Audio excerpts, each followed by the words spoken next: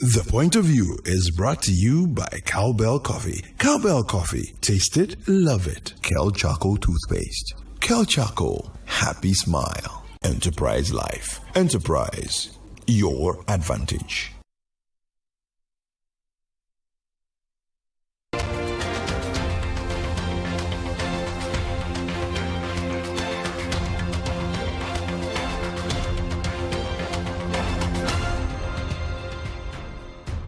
Welcome to The Point of View. This is your favorite current affairs show on television. Here on The Point of View, we get interesting guests, ask them questions on issues that matter to you. It's interactive. Tonight, we're speaking on many issues. My guest is a multidisciplinary scholar, from urban studies to politics to philosophy to history and to writing. He's done very interesting thinking. We'll be discussing not just contemporary issues, but some deep-seated matters as well. Get in touch on the WhatsApp number on the screen. When we come back, I'll tell you who my guest is. Stay with us.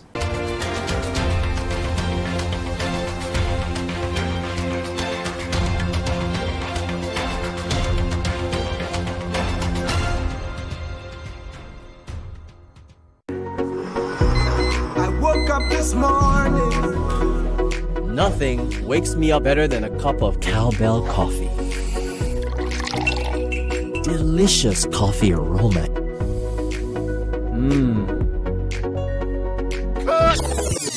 How can you forget your lines again? I'm sorry, sir, just that it tastes really good. Cowbell coffee. Enjoy the delicious creamy coffee taste of 3-in-1 Cowbell coffee. It's a beautiful day. Waiting. Cowbell coffee. Taste it, love it. This advertisement has been vetted and approved by the FDA. I see. You behind this guy was all for too. Why say? Life is too short, I know if you waste time. Where they up at this, why on not they sleep, make you wake up. Who they call me if you know the party, call me later. If your girlfriend no go, call your side chick, it makes a link combo. Good day energy drink. Excessive drinking can be detrimental to your health. Not recommended for persons under 18 years, lactating mothers, pregnant women, and people sensitive to caffeine. This advert is FDA approved.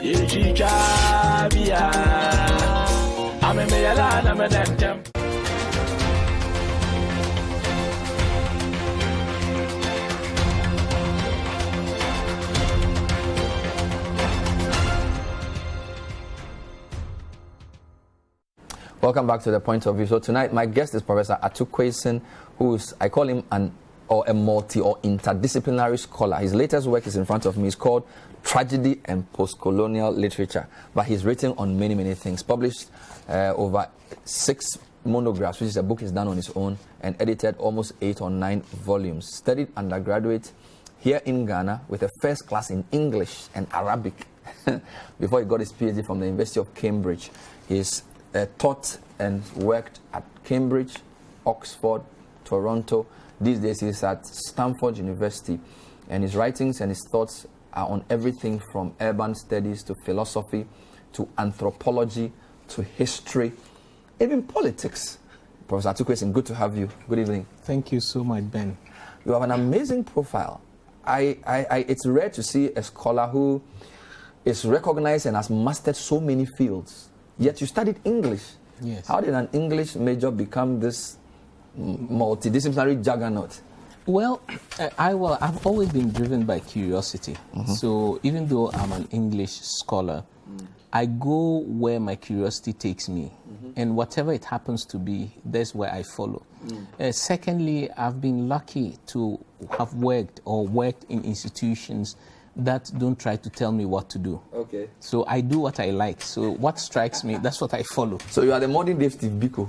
Yeah. He wrote, I write what I like. I write what I like. Amazing. So English was the bed, the basis. It was the basis. Also, studying English in Ghana also meant that you couldn't be narrowly focused. Because I went to school in a period of great political turmoil in this country. So you were sitting in the classroom, but you're always also conversant with what was happening outside the classroom.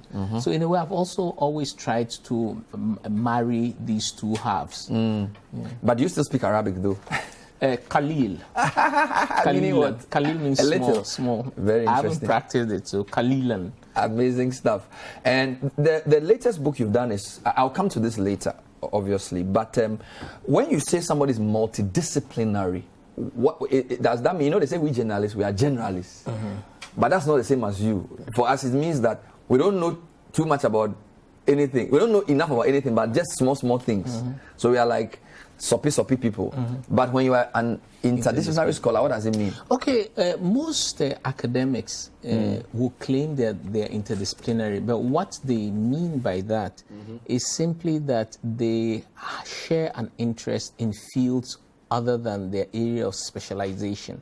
So an English scholar may have an interest in anthropology and may draw from anthropology into their English literary accounts or sociology or geography. However, I have a more technical definition of interdisciplinarity. To be interdisciplinary in the proper sense is to be able to write from another subjects or disciplines perspective in such a way that they recognize themselves in your writing. Okay. The technical way of putting this, I would describe as protocols of proposition making. The way a philosopher makes his propositions. When a philosopher says, "I'm doing philosophy," there are some steps they have to take to prove that they are doing philosophy. To be interdisciplinary in English and draw on philosophy, you have to write in such a way that the philosopher recognizes their protocols in your writing.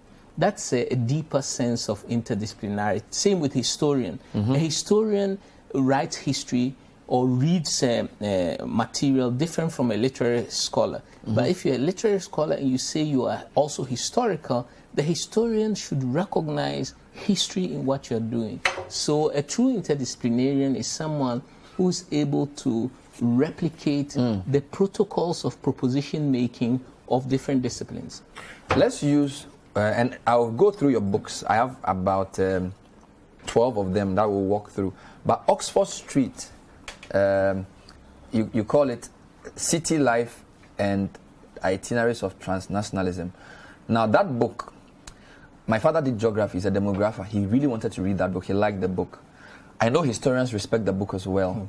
So from urban studies to history, and they are using that book. Can you explain this? So it sounds like a book about Accra's life, yet it had so many different angles. Okay, let me give you a particular, and this I thought about a long time, which is how to do what the anthropologists will call ethnography. Ethnography. So an anthropologist, a specialist who is an anthropologist, will basically follow somebody, follow their family life and write and embed them within their culture. And I wanted to try and capture the texture of Accra life. So not just description of buildings and roads, but the texture. One of the things that I did was to befriend food vendors. Wow. In fact, this part of the research, at the time, Evans Mensah, when he was a little boy, was my research assistant. So him and I did what we are. Wow. So we used to go and sit with this kinky seller on Oxford Street. And then, I have the notebooks that Evans put together also. And this food seller, just observe how she interacts with her clients, her kinky selling. Now, one of the things about food vendors in Accra is that 60% of urban dwellers buy food from outside the house. 60%? Yes, 60% of urban dwellers eat from outside. They eat from Wache seller. 3 out of every 5? Yeah, kinky seller. Okay. Wow. But what also happens is that because of the constraints of income, paydays always does not come soon enough. They have a means of borrowing food. So there's a lot of food that is bought from vendors that is not paid for at once. But the question that I was interested in is, how do you establish a relationship of credit with a food vendor? And the way you establish a relationship with a food vendor in Accra is to deliver a story about your struggles. I think A.B. Krenzel sang this song. It was about Akpete Sela give me quarter, I go pay you 2 more. If you listen to that song, the Akpete Shibaya delivers stories about his tribulations at home. Now, these stories become disciplinary instruments in the sense that the story that you have given about how your mother-in-law is always going to funerals and taking your money to buy cloth, the food vendor will listen to it, the kinky seller or the akpetesi seller, and store it. If you don't come to pay back, you start leaking the stories into the community. This guy, if he buy food, doesn't pay. He doesn't pay. Not only that, he will not know how. They will leak the stories about your tribulations. So what then happens is that, now this was an ethnography. However, it is different from what an anthropologist would have done, because an anthropologist would also have been interested in the kinky seller's home life. Okay. You know, who she's married to, her children, what she does when she goes home. And so I wasn't interested in that. I was only interested in the relationship between the food vendor and food vendors, because the other ones I looked at, the food vendor and the interaction with their clients. But the method was anthropological. I was using ethnographic fieldwork methods to answer and give shape to a particular interest, which is how is credit procured between food buyers and food vendors in a city like Accra. Well, that's incredible. And in doing so, we got to even understand things like gentrification. Exactly. We understood things around even gym culture. Yes. Nightlife, people dancing salsa. Salsa, yeah. I mean, so you're doing like 20 things in one use. So is that what ethnography means? Ethnography is a method. Okay. You can do, for example, I can do an ethnography of City FM. How will you do that? Oh, for example, I can, let us say I took you as my subject. I'll follow you over maybe a period of 6 weeks. Okay. I come, I sit with you, I observe your jokes, observe your interactions. I may also follow you around as you answer your phone and so on and so forth. And I'll create an event ethnography. For example, the structure of your radio program can be written up as a whole event. Wow. The punctuation of adverts and what adverts are inserted, the jocular, the way you joke with the other people in the room, what you did here, you know, it can be part of an event ethnography. Really? Now, oh yeah, absolutely. In fact, the fact that you joked with them and teased them that some of them use excuses to bypass going home and so on, it sets up a kind of, it's not just camaraderie. In fact, you are making them more efficient. Wow. Because they trust you because you are giggling with them. But they'll take that out of the interview because they don't want their wife to know. Yeah, but that's so. Someone could do a whole ethnography of CTFM following you. Wow, interesting. Let's mention that this book we're discussing, we are discussing many books, but this one on Oxford Street won 2 very interesting awards, if you want. So the Urban History Association's Best Book, Non-North America section, 2015. This Oxford Street book won that award. And it was also listed in The Guardian's top 10 books on cities in the world in 2014. That was just crazy. And it had different things as well. So you have a new book you've written about. We'll delve into that. You wrote about tragedy and suffering. Why are you writing about such things? Well, tragedy in the everyday usage just means sad things. Okay. So if they say COVID has devastated communities and this is a tragedy, we just mean that it's bad, it's sad. But the word tragedy has a history. Okay. You know, and its history was not just sadness. It's as a whole form of theater. And it's traced back to the Greeks, ancient Greece. And they used the theater as a political, as it were, arena to discuss really thorny issues, but in the form of plays. But these thorny issues were also tied to choice making, the way that the hero will make a choice, make a mistake in making that choice, and will suffer a reversal of fortunes. And this then became a way to instruct the Greek populace about ethics, for example, about ethics, about governance, and so on and so forth. So the idea of tragedy comes from the Greeks, but after like 2,000 years, it then becomes separated from the Greek theater and becomes in the hands of the German philosophers, end of 18th century, start of the 18th century. The German philosophers, Hegel, Schopenhauer, Nietzsche, they all think about tragedy.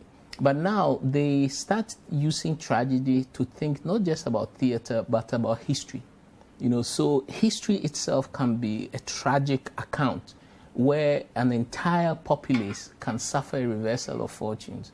Once the German philosophers separate tragedy from theater, tragedy then migrates into other domains like the novel. So now we have tragic novels like film, like poetry, and so on.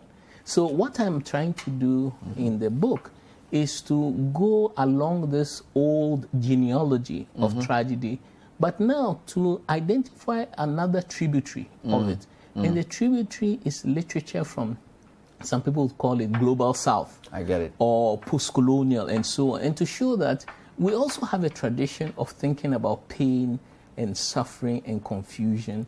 And these are classic world literature examples that can stand on a par with some of the best literatures from the West. So you're saying people like Wole Soyinka, Chinua Achebe, and co. are very important parts of this history, absolutely which the global North has missed out on. Does that explain your cover? Before you got that, your cover has the head of Medusa and then a Yoruba mask. You decide that they are the same. You mentioned them. They're not exactly the same, but they are all talking about pain, suffering, and also the inexpressibility of. So because the mask of Medusa, you're not supposed to look at her face. If you look at her face, she turns you into a stone. Yes. It means that there's something that can never be described. Since you can never look at her, and if you did, you would be frozen. It means she can never be described. There are aspects of existence like that. They elude our capacity for explanation. Wow. And the fact that they elude our capacity for explanation doesn't mean we are defeated in trying. So we try to explain, but we fail to explain. Sometimes it's positive, like love. No one can explain what love is. Why do you love this idiotic man? I just love him. What can I do? Okay. And so on. So there's something ineffable, inexpressible, which tragedy captures. And that's what I try to show in merging those two. And every culture has this. But as an African scholar who's world-class by every standard, do you feel a need to also fill in the gaps? It's almost as if in everything, Africa is an afterthought. Yes. Okay, you watch competitions, there's no African representation. Watch the G20, G whatever, we are not but there. It seems as if even in scholarship, our history and our knowledge is discriminated against. Well, Africa historically has always been the place of deficit. We lack culture, we lack development. So, and this has been an old story from the colonial period. So the colonizers, whether it was the French or the British, the Spanish, they came with the excuse of bringing civilization. And they also brought Christianity. But one of the early things was Christianity, for example, debarred us. Our dances were considered heathen.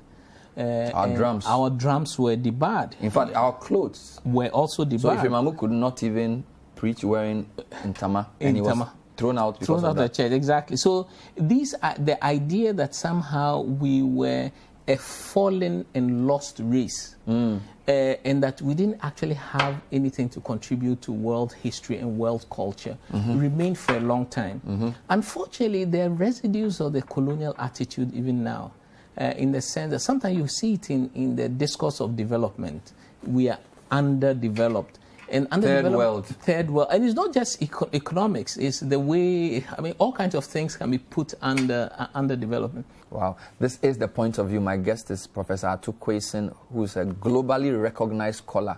He's a multidisciplinary scholar. He's into many things. I'll tell you a bit about him in the next few moments. But we're discussing not just his latest book, Tragedy and Postcolonial Literature, but essentially a lot of things.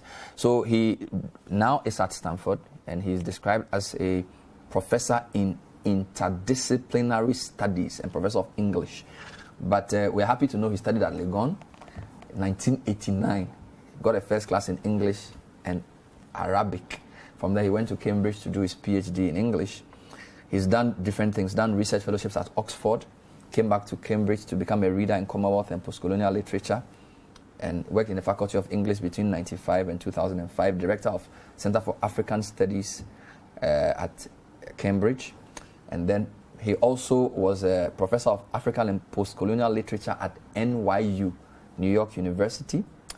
And then he was professor of English and inaugural director of the Center for Diaspora and Transnational Studies. And this is at Toronto in Canada. And of course, he was appointed professor of the university at Toronto, the highest distinction the university can bestow. He got that as well.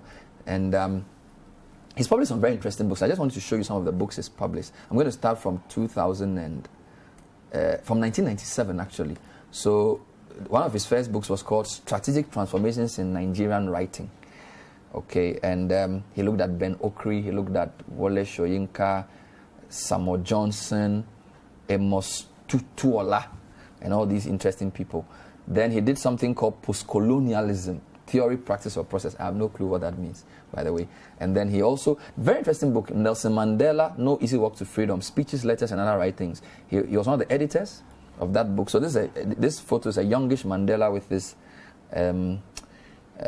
what's it called? A boy. That boy. Yeah, and for all of you, Mandela you need to read A Long Walk to Freedom. I actually cried reading that book. There's so many things in Mandela that inspire.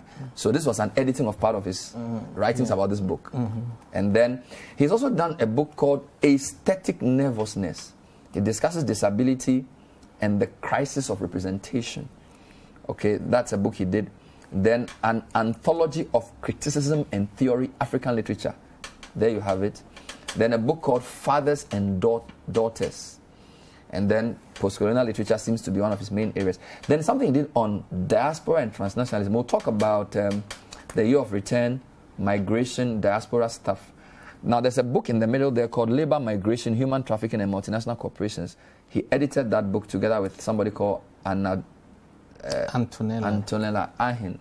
We'll discuss a bit of that. And then the famous Oxford Street, award-winning Oxford Street, which incidentally has a chapter on CTFM's Salsa Mania. Yeah. It's an incredible book. And then postcolonial novels and stuff. So this is the man we're talking to. We'll come back and discuss one or two other things, including the pounding of fufu on our roadsides, which appears to be the new craze, which happened on the Pokwas interchange. Stay with us, we'll be right back.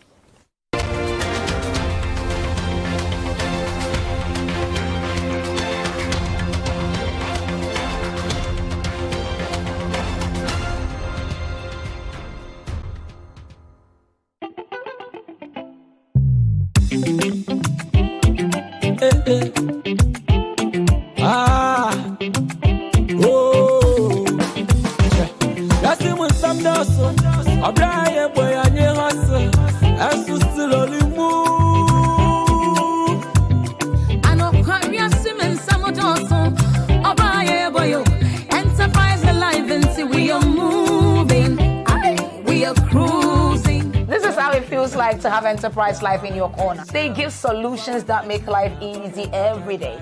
So now I can focus on my dreams. Enterprise life wa when she share more. I don't know. Yeah, who do you move? Hey. Ashoku. Prof. We've got life. Dream big. Go on, dream big with us. Dream big with us. Enterprise, your advantage. Keep your eyes on the prize, eyes on the prize, eyes on the scheme. You gon' need eyes behind your back. Who you looking at? Who's looking at you? Blinded by love, maybe you need a better view. All eyes on you. All eyes on you. Biggie's eyes on you. Biggie's eyes on you. World's eyes on you. World's eyes on you. So what you gon' do? So what you gon' do? Readjust your vision for the all-new season of Big Brother Naija. Now streaming 24/7 on Showmax. Rated 18. Sign up at showmax.com.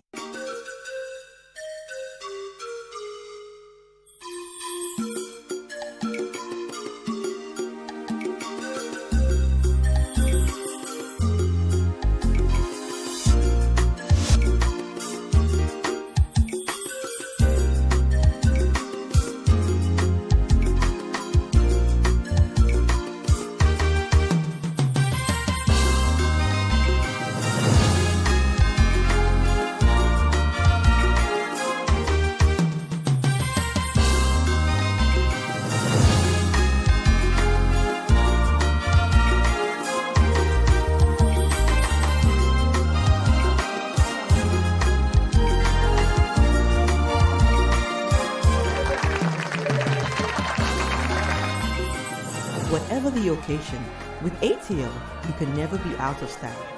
ATL, bringing fabric to life.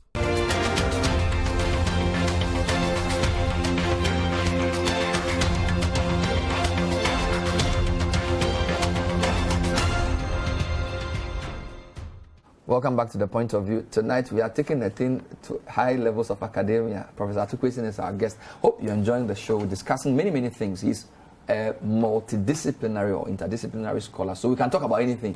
And let's talk about the year of return. I know you were here for that. You come here every year, and I know you've written a lot about diaspora and transnationalism. So first point, how big is Ghana's reputation among diasporans? Because we have a lot of Africans in the diaspora. How do they see Ghana, and how important is the year of return? Well, of course, the Ghana's reputation among its diaspora has undergone different phases. And now it's in a very good phase. And when I say now, I'm giving about in the last 10 years. Okay. Because Ghana is doing well on the international stage. I've been stopped at many airports, and when I show my Ghanaian passport, they say Ghana. They're pleased. And then they'll ask me some question. Oh, a cousin of mine was in, and they'll mention some village somewhere. So we have a positive standing in the world. Now, Ghanaians are keen to see Ghana prosper and do well, because the light rebounds back on us abroad.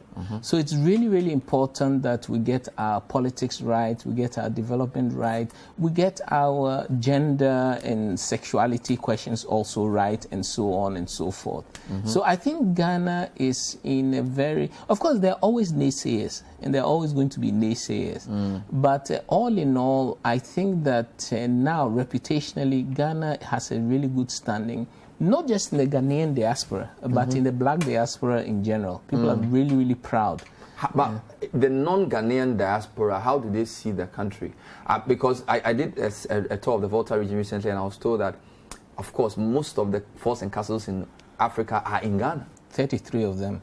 So we have the most. We have 33 is the largest number. So we're the major exit point. Yes, absolutely. 33, but that's not good.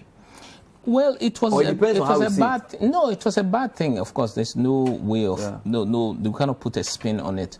However, Africans in the diaspora or blacks in the diaspora have always suffered a crisis of identity. For example, I never grew up thinking that anybody was better than me because their eyes were blue. It never crossed my mind. You know, you were either good or you were bad. You may not have had money, to buy a nice Levi jeans and white T-shirt, but the next person was not better than you because their eyes were different. So blacks in the diaspora, and this also what I'm going to say also applies to our children, the second generation diaspora. There are images that denigrate blackness everywhere. You are not visible on the billboards that promote beauty health, products, beauty, or whatever. But more perniciously, you go to school, and because you are black, your teachers try to stream you into sports. and away from academic programs, because they think that you are tall, you are muscular, you should run. Rather you're than only good for that. You're only it's good a stereotype.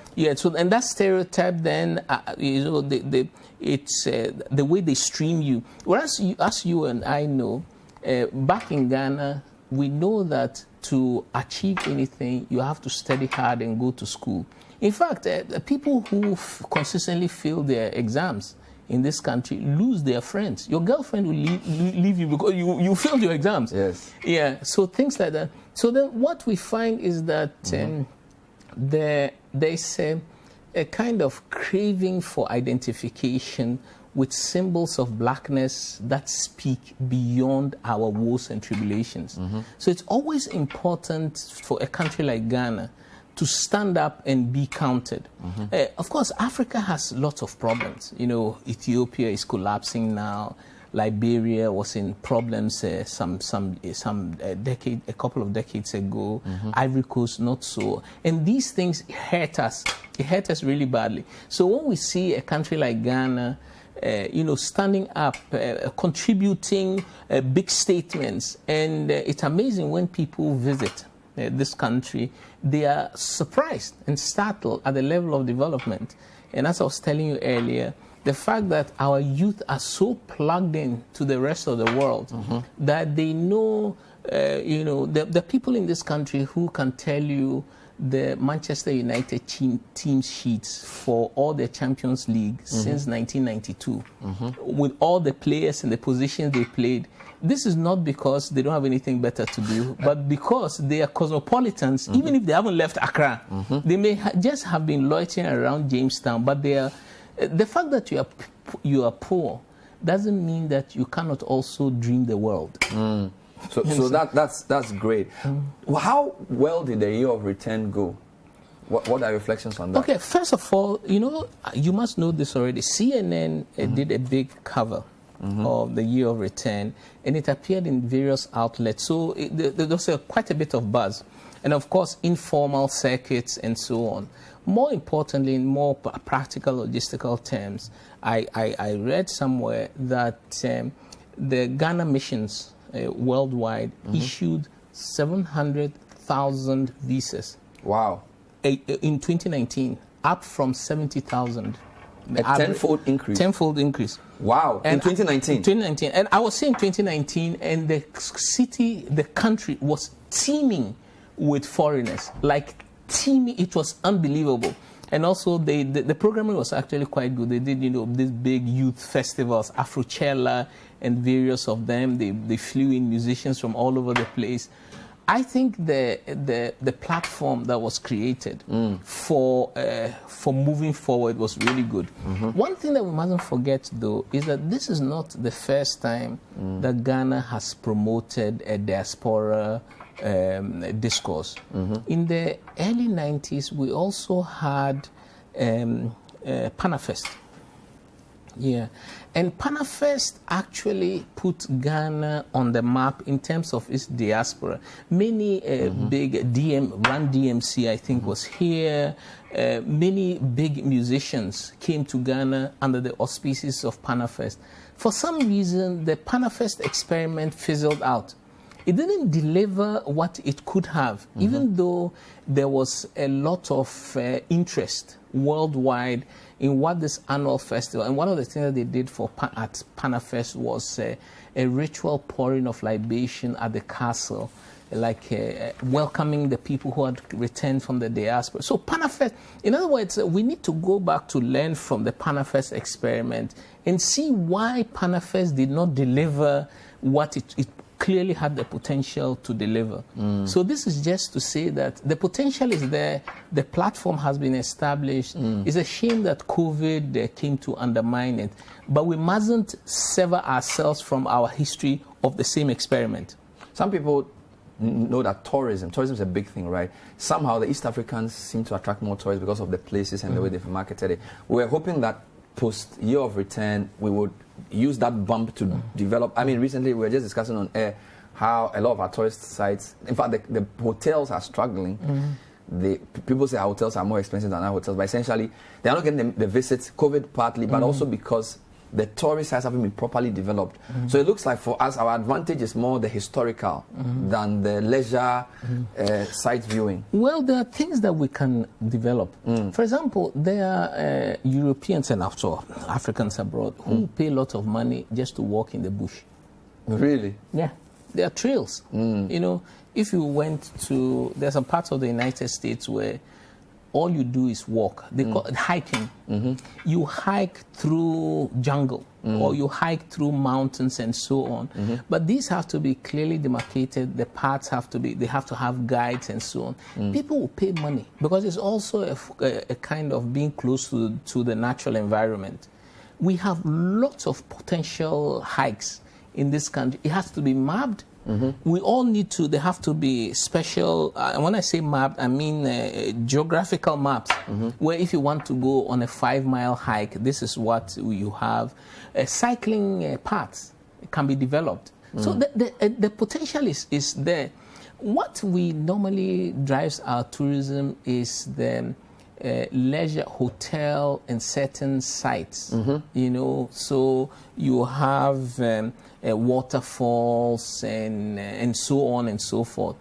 The other part which I think is grossly underdeveloped is historical stories about our cities. Of course, I'm an urban scholar. Historical stories about our cities. Accra is full of history. Wow. It is unbelievably, it's so rich, it boggles the mind. Let me give you, I mean, you've heard me speak on this many times.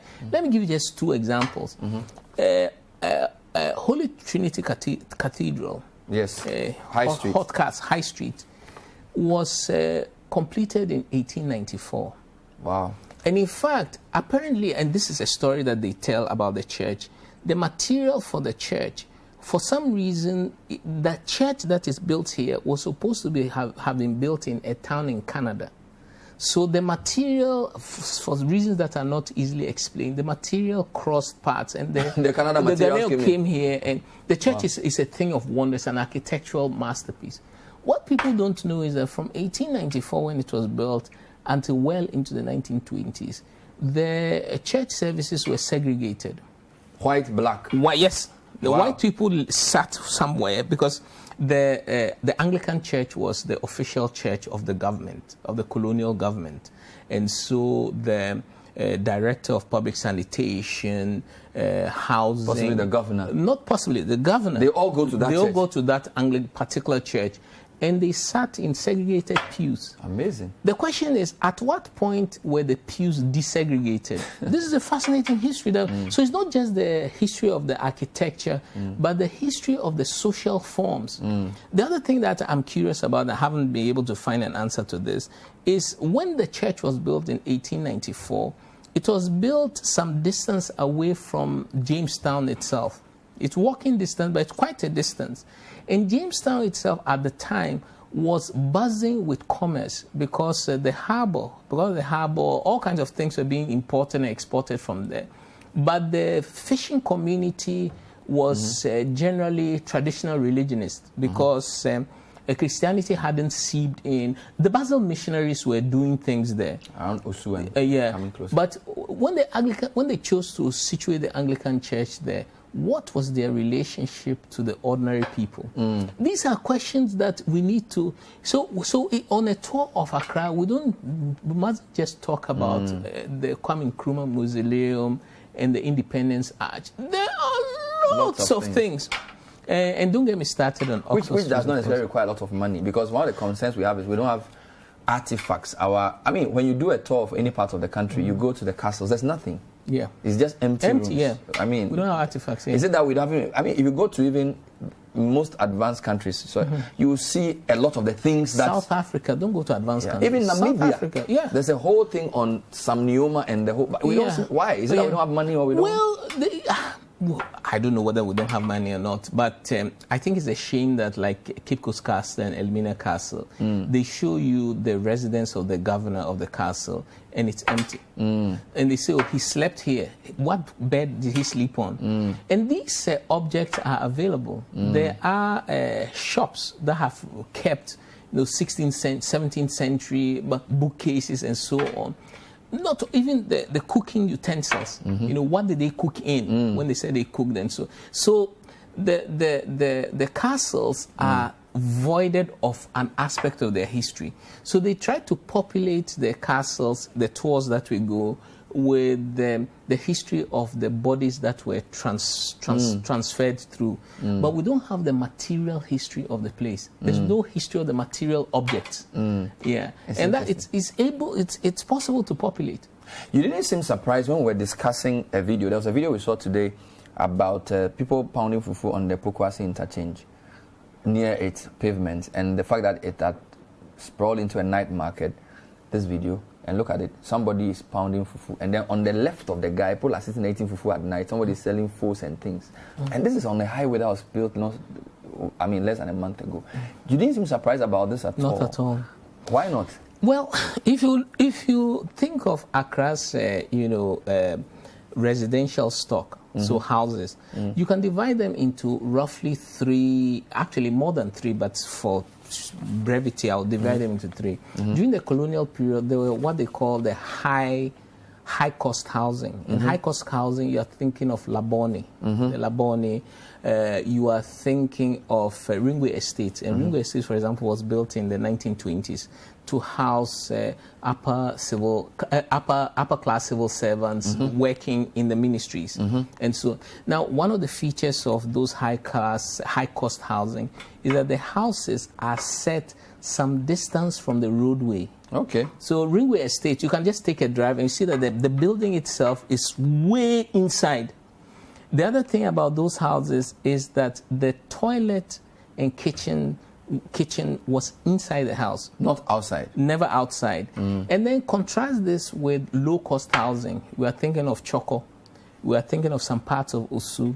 We are thinking of Kanishi, across from the Kanishi market. You know, all behind there was low-cost housing. The distinctive feature of the low-cost housing was that the toilets and kitchens were outside the house. Secondly, those houses were set much closer to the roadway, unlike, say, Ringway Estate and Labone. The third class is just ad hoc housing. This is privately built and not developed, you know.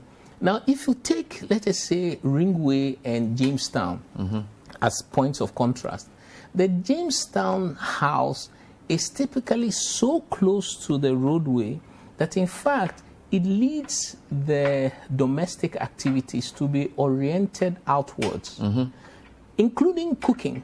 Wow. Including cooking. So it's not unusual walking along there in an evening to hear a woman call her daughter Aquile. Hey, Aquile, go across to Nadukwe's mother and get me some salt. Amazing. You know? And it's because the life is led close to the roadway. So we shouldn't be surprised when people cook banku and pounding their fufu on the roadside. It's their kitchen. They don't care. Yeah. But this is Pokwasi. This is not. No, but it doesn't matter. You'll be surprised if you could go and interview this woman. Yeah. You'll be surprised that at home she cooks oriented to the roadway. Okay. So for her to say that this is a nice road, why don't I just extend my kitchen? You'll be surprised. I may be wrong, but you'll be surprised to find out that her house, her domestic activities are already oriented toward the roadway, because this is commonplace in much of You know, the new Minister for Rate Accra is trying to say, let Accra work, and is doing a lot of things. It may be interesting for him to know some of the history you are discussing in formulating policy. It looks like as if we don't really take into cognizance urban history in some of our work. So I don't know what that's worth. But there are lots of night markets too. Yes. Like even getting towards, before you even get to the hotel down here, in the evening, the whole place is taken over by people selling. Now, night markets are a fascinating development also because they are tied to residential neighborhoods. The night market will not survive if it doesn't have a pocket of residential neighborhood close to it. Okay. You know, so for example, Jamestown has a lot of night markets or selling at night, and that's because they are so close to really densely populated neighborhoods. A night market will not arise at, I have to go back to Labone or Kanda, because the people in those houses eat at home. They will not come out to the night market. So the correlation between, so you find a night market, you have to immediately ask, what residential population is it serving? And this residential population, do they have functioning kitchens? You know, so that's a question. So there are several questions that come out of, so this is a night market. Why here and not someplace else? What is the residential population that is it serving? What is the nature of the population, the residential population's attitude to food vendors, food bought from outside? And you will see that there all kinds of things will emerge, that actually they are serving people who buy food from outside in the evening. Amazing.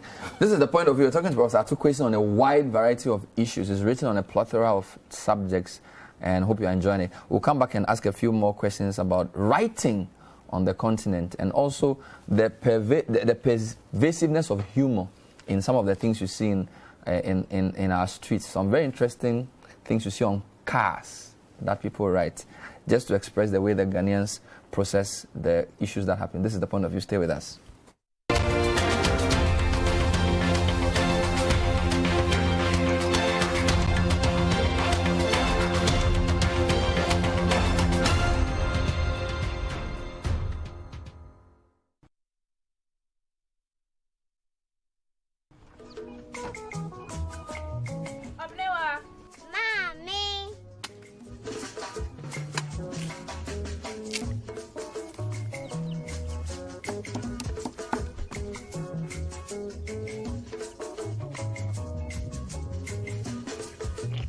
Mama Josie. Fe.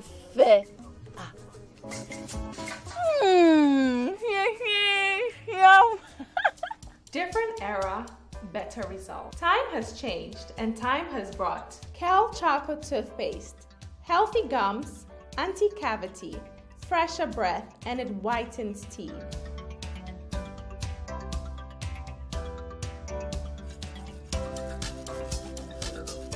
Kel Choco toothpaste, Sankofa. Yenchi, Kel Choco toothpaste. Happy smile.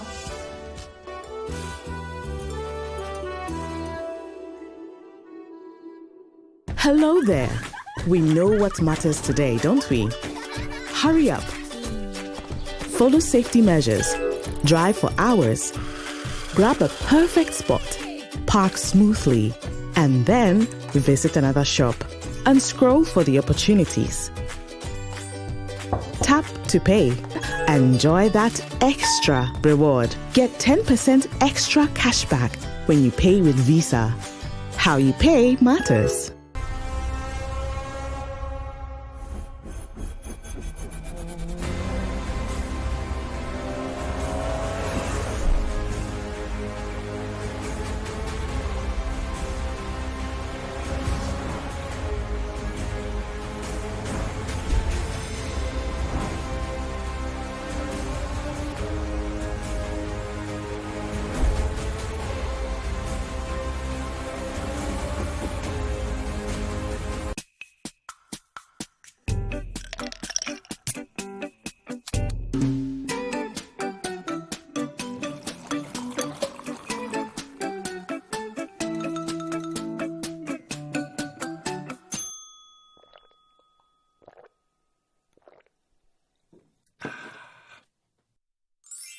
Good Day Energy Drink keeps you going.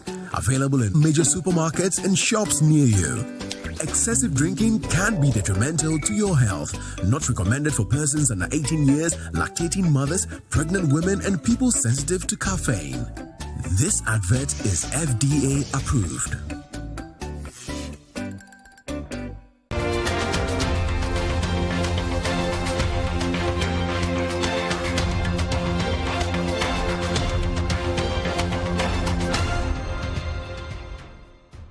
Welcome back to The Point of View. Tonight we're having a chat with a scholar, proper scholar on everything, urban history, philosophy, you know, his anthropology, all kinds of things. Prof. Ato Quayson, thanks for staying with us. I know you are very observant, because there was a day you were telling me that if I listen to Ghanaian radio stations, I hear a lot of laughter. Yes. And since you said that, it opened my ears. Almost every advert has to have people laughing. Yeah. And Is that because you're also a cultural critic? When you study the Ghanaian psyche, what does it tell you? This is such a beautiful... thank you for asking this question. And the first time I observed it was, I used to drive. Now I've stopped driving in Accra, but I used to drive a lot, and so traffic. And I used to switch between City FM, Joy FM, Adom FM, and BBC. And I noticed, this came to me completely by accident while driving, that on the BBC, they don't laugh. Everything is serious. They don't laugh. But in Ghana, even interview, like you and I have laughed in this interview. But not only that, in adverts, for some reason there was, and not just beer, like club beer, there will be some laughter in there. Once I was listening to the radio and they were advertising children's nappies. Even the baby was laughing. They put a baby laughing in it. Just like, so I started thinking about it, that why is it that on the BBC they don't laugh, but on Ghana adverts they laugh a lot? And a simple reason came to me, which I haven't delved in properly. And that is that when you meet a person, let's just say you went to a funeral, and you met a person, you were introduced to someone, you never met them before. The first thing we do is to shake hands and then flick and then laugh. The laughter is it's similar to the function of, when you pick up the phone, the first thing you say is hello. Now the hello, technically the linguists call it phatic communion. P-H-A-T-I-C. Phatic communion means that it is safe to talk to me. The contact is working. The hello means two things. My phone is working, and it is okay to talk to me. That is the function of laughter in Ghanaian life. So you meet someone, you never met them before. Random joke. You'll be laughing like you've known them since childhood. And this is genuine laughter from the belly. So this is another project. I want to look at the nature of laughter in Ghanaian culture. Why do we laugh so much? And for no accountable reason. And it cuts across gender. And we also have little, as it were, tricks of speech to generate laughter. Sometimes in pidgin. Oh, Charlie, waiting to cause you. Come out there, Charlie. And then that would generate some laughter. And sometimes we laugh to the point of hitting each other. And this is someone, you met them barely 5 minutes before. But what's interesting is that you even see the humor, not just even in the way we speak. When you even look at Trotros, again, I'm surprised because some people think Ghanaians are becoming very cynical. When you listen to a typical radio show, there's a lot of complaining about what's happening. But yet, even with the Ghanaians suffering, they still find a way to create jokes about things that are important. In fact, people have preached about it and said that's even not right. We joke with everything. Is that good or bad? Well, I don't think laughter is bad. There's no context in which you can say that laughter is bad. The fact that we are laughing doesn't mean that we have failed to notice where is paining us. The laughter is a form of relief. In the context of being introduced to someone, the laughter is, as I said, is that it is safe to be with me. That's why we are laughing. But in general, we laugh. I mean, people say, typically we laugh to prevent us from crying. But but the laughter is actually a way of focusing your attention on the object. And the other feature about laughter and jokes is that typically when a couple of people, a group of people are laughing about something, the thing that they are joking about will be picked up and repeated several times. So a joke, so 3 or 4 friends are laughing, and then they remember some incident from school. The other person will pick up the same incident and repeat the same thing, and they'll laugh. So they'll laugh until the laughter is exhausted through repetition. But actually, it's a way of focusing attention on what is disturbing them. So I don't think that, first of all, it's not bad, and I think that it's an instrument of producing attention. A lot of atrocities and tactics also have some very... for example, in Trust with God, why do people do such things? In fact, when I saw NDC, in fact, it should be the NDC one. There's this one. There's a taxi that has put the election results. I mean, why would the taxi driver do this? Well, there's a long tradition of inscriptions on our the motor transport, and this dates from the way back in the 1920s. The British set up a Bedford factory in Ghana.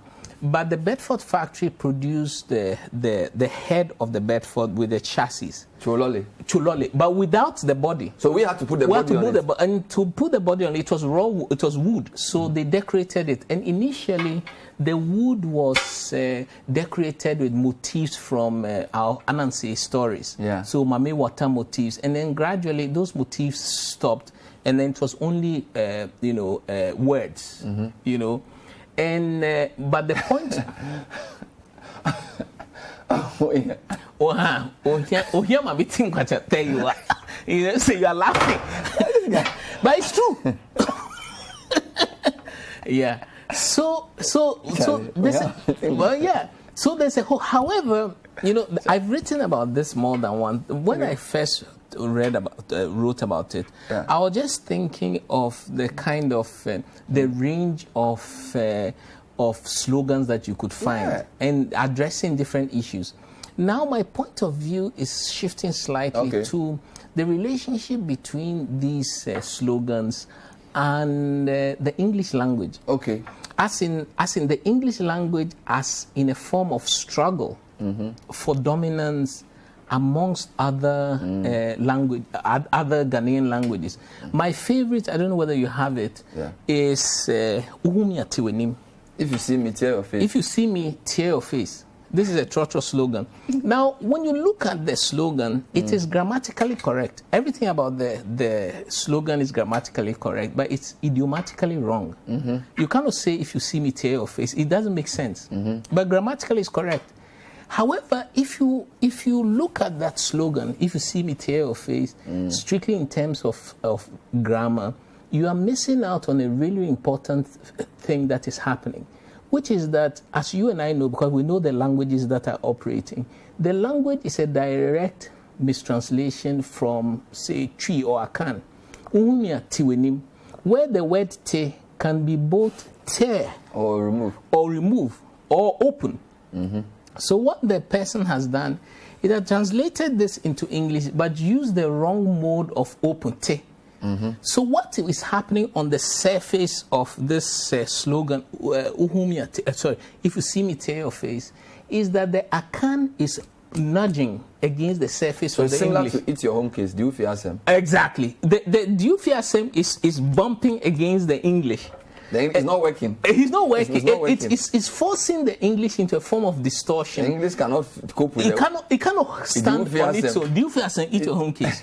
So it's bumping again. Now, this is a really fascinating feature of languages within a multicultural, multilingual environment.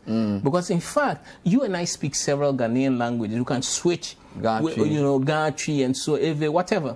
But these slogans are trying to replicate this polyvocality of our languages. But the English then becomes distorted. But it's not a distortion. It is that English is in a struggle for dominance. Amazing. You are doing, let's end with some of the things you are working on, just like a minute. You're writing a few books, and I'm told you're doing something on fashion. Yes. Tell me quickly about that. Well, the book on fashion, I'm actually co-writing it with my wife, who is much more fashionable than I am. Okay. She's from the Central African Republic, and she's a jewelry designer. Amazing. So this is how I got in. Anyway, now the fashion industry is extremely fascinating. For example, in Tama, that our women wear gorgeously to church and so on. As you and I know, there's a history to many of the symbols on the Intama, the motifs and so on. But now we also know that the Chinese have got into the game. Taken over. The high target is in there. But what we've discovered, and we are discovering more and more, is that some of their designs are actually, some Africans, Ghanaians included, actually go to these factories to make their own designs. So some of the designs are designs that are specifically brought out by our African women, market women, who design and then ask for the thing to be produced for them. India also. But of course, the history of Intama is that it actually started by the Dutch. Vlisco is a Dutch company. I know. And GTP is a franchise of Lisco. So you're essentially doing writing on a locational history of fashion in Accra, among other things. Other things. No, Mama is just, fabrics is just one dimension. Amazing. There are other things that we are doing. No, thank you. It's good talking to you. Ato Quayson, Professor, big man, Charlie. When I grow up, I want to be like you. Incredible stuff. We're discussing many things. Ato Quayson with his latest book. Go to Amazon and get it. Tragedy and Post-Colonial Literature. He has about 13 or 14 other publications you can get. It's not yet in Ghana in hard copy, but when it comes, I'll let you know. Coming. Thank you, Prof. It's always Thank you so much, Ben. My pleasure. Thank you. And that's all we have time for. The City Business Dashboard is next. Stay with us on City TV. Bye-bye.